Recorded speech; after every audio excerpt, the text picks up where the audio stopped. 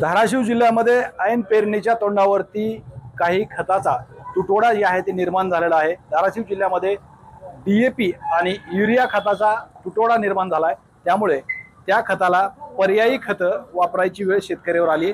आपण आता धाराशिवमधील एका खत दुकानापाशी आहोत आणि या ठिकाणी जर पाहिलं तर शेतकरी जे आहेत या ठिकाणी खत बिय घेण्यासाठी या ठिकाणी आलेले आपल्याला पाहायला मिळतंय। महत्त्वाचं म्हणजे पेरणीच्या वेळी या खताचा तुटवडा निर्माण झाल्यामुळे शेतकऱ्यासमोर सुद्धा अडचणी आहेत। आपल्याबरोबर शेतकरी आहेत, नेमकं काय त्यांना पाहिजे, कुठलं खत घेण्यासाठी आले तुम्ही? मी DAP घेण्यासाठी आलतो, परंतु DAP काय अवेलेबल बाजारात नाही, त्याच्यामुळं DAP मिळणं कठीण आहे। मग आता काय तर करायचं? आता पर्याय त्याला 20-0-13 पुन्हा बरेच खात आहेत असे, हे आपण घ्यायचा पर्याय निवडलाय। ते महाग आहेत का?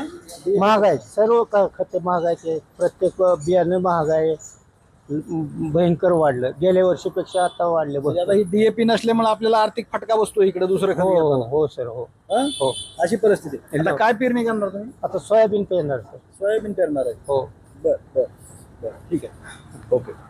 दुसरे शेतकरी सुद्धा आहेत। काका काय घेण्यासाठी आले? एक खत घ्यायला आलो। कोणचं खत नाही जात? खत नाही तर सुपर दाणेदार, युरिया, पोटॅश युरियाचं नाही की दुकानदारावर? नाही म्हणून तरी विचारायला होता, नाही म्हणल्यावर काय करता?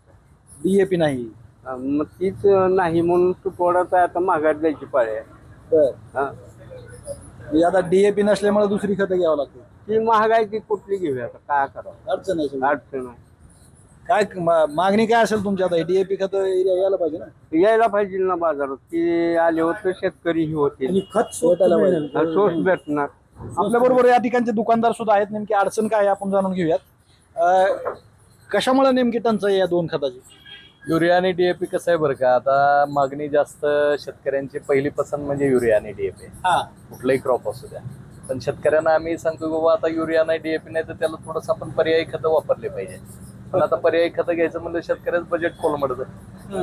आता युरिया आणि DAP कसं आहे, प्रत्येकाला पाहिजे की ऊसासाठी युरिया आवश्यक आहे, आणि आता अमोनियम सल्फेट घ्यावं म्हणलं तर अमोनियम सल्फेटचे रेट 1450 रुपये झालेले आहेत।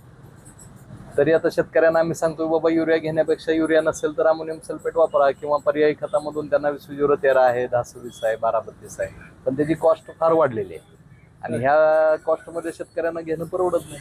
आता बियाण्याच्या पण किमती वाढल्यात का? बियाण्याचे रेट गेल्या वर्षीपेक्षा त्याचे रेट 400-500 रुपये प्रति बॅग वाढलेले आहेत। म्हणजे 400-500 रुपये फरक? प्रति बॅग, हो।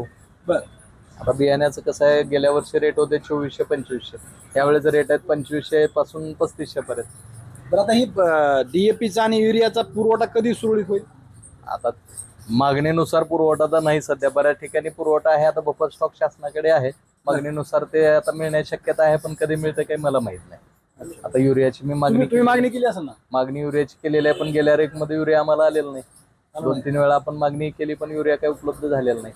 ही परिस्थिती आता धाराशिव जिल्ह्यामध्ये एकंदरीत ही परिस्थिती आहे। मात्र पेरणीच्या तोंडावरती शेतकऱ्याला अडचणी निर्माण होत आहेत आणि DAP युरियाचा तुटवडा आहे।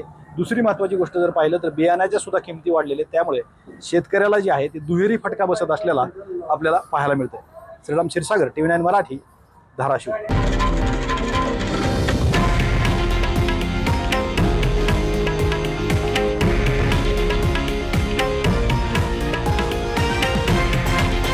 हे आहे देशातील नंबर 1 न्यूज नेटवर्क आणि आपण पाहत आहात TV9 मराठी, एकमेव।